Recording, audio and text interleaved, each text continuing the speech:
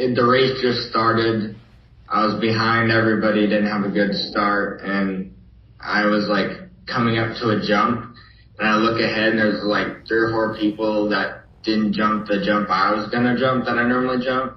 So I thought I had enough time to slow down, and I didn't want to land on them, so I hit the brake, and it basically like locks up the back wheel, and you just like, when you take off the face, it just makes you like endo. So I endoed into the landing part of it.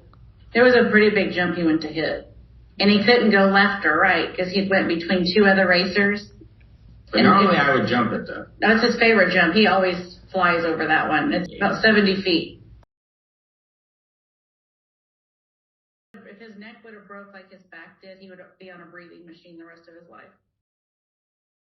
And I came to about when people were like around me and stuff, and I'm just saying, I'm fine. He was super calm. It was crazy. Like, I didn't really think anything of like not being able to walk. I didn't even try to get up because I just felt super glued to the ground. Like, I couldn't even like pick up my arms barely. When he was laying on the track, I asked him what had happened to keep my emotions together, because I'm like, what? I go, hey, what happened? I go, you never miss this jump. And he goes, I looked up and I did not want to hurt anybody. He goes, I let off the gas and hit the back brake.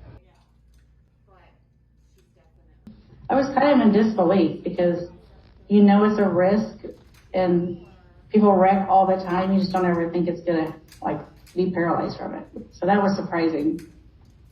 Westen has never felt bad for himself, or he's just always joking around. So he had the nurses laughing, like they would accidentally bump into him. He couldn't feel it, but he could see it, so he would scream like he was in pain. And they'd be like, oh, I'm so sorry. And he's like, it's okay, I can't feel it, or just always jacking around with them.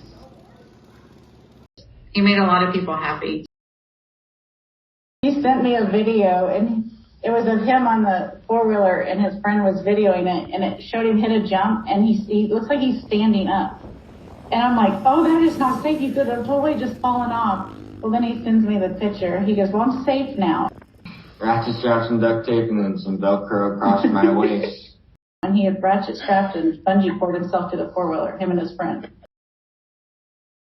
Just seeing him not be able to do the things he used to be able to do is hard.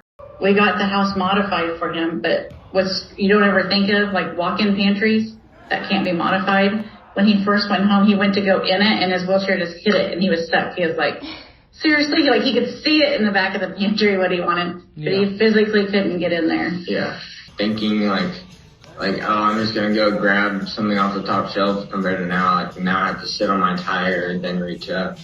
Things I would normally do, just like it's just a little bit hard. He did go back to school in September for that one day. It was hard watching him wheel next to his friends that are walking.